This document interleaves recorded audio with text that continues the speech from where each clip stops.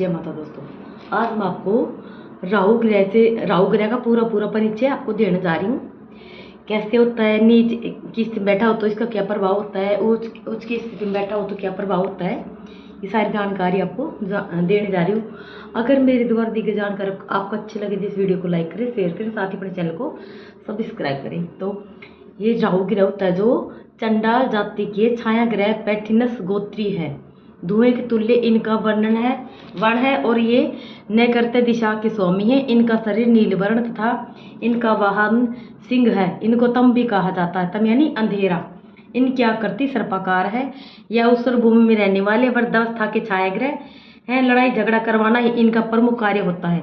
ये पुत्रों को देने वाले तथा न्यायालयों के कार्य में सफलता प्रदान करवाते हैं। वैसे तो धन की वृद्धि का मुख्य रूप से यही प्रतिनिधित्व करते हैं। निद्रा का न्यायानंद, नशे की वस्तुओं का सेवन और व्यर्थ की चिंता इन्हीं के प्रभाव से प्राप्त होती है। राहु ग्रह कन्या राशि का स्वामी, मिथुन के अंदर उच्च राशि और कुंभ त्रिकोण भवन, संध्यावली दीर्घ आकार, अंत्यज जाति, सर्प बिच्छू आदि का स्वामी। पुरुष पाप स्वभाव, कृष्ण वर्ण, नागलोक स्वामी, नाग पूजन से सुखी, 42वें वर्ष में भाग्योदयकारी, नील तनु, वात प्रकृति, वनस्थ और भयंकर शरीर है। वराह अवतार राहु का ही माना जाता है। राहु से उत्पन्न रोग। राहु के अनिष्ट स्थान पर स्थित होने पर मानसिक बीमारियां, वात रोग, सिर शूल, अतिसार, अम्लीय विकार और अपस्मार रोग होते हैं। राहु अगर उच्च स्थान पर बैठा हो तो कैसा हो जाता है, जब राहु जातक के उच्च में होते हैं तो उस अवस्था में जातक साहस से युक्त होते हुए बलशाली होता है, किंतु उसके हृदय में दुष्टता भरी होती है। क्रूर से क्रूर कार्य को भी करने में उसे भय नहीं होता। राहु के उच्च होने के योग से जातक राजनीति का ज्ञाता होता है।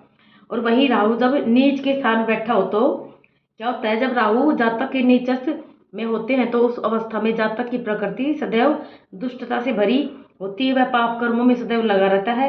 धन अभाव का सामना करना जीवन पर्यंत उसे लगा रहता है। और शुभाशुभ फल विचार, जब राहु जातक के जन्म राशि से पहले, तीसरे, छठे, 9वें, 10वें और 11वें स्थान में रहते हैं तब वह जातक को अपना शुभाशुभ फल प्रदत्त करते हैं। उस अवस्था में पुत्रों की प्राप्ति के साथ ही धन वृद्धि और न्यायालयों के कार्य में सफलता प्रदान करते हैं। किंतु जब यही राहु जातक के जन्म राशि से दूसरे, चौथे, 5वें, 7वें और 12वें स्थान में होते हैं तब अपना अशुभ फल प्रदत्त करते हैं। उस अवस्था में आपसी ग्रह कलह, आर्थिक तंगी, आकस्मिक शोकयुक्त समाचारों को ही प्रदान करते हैं।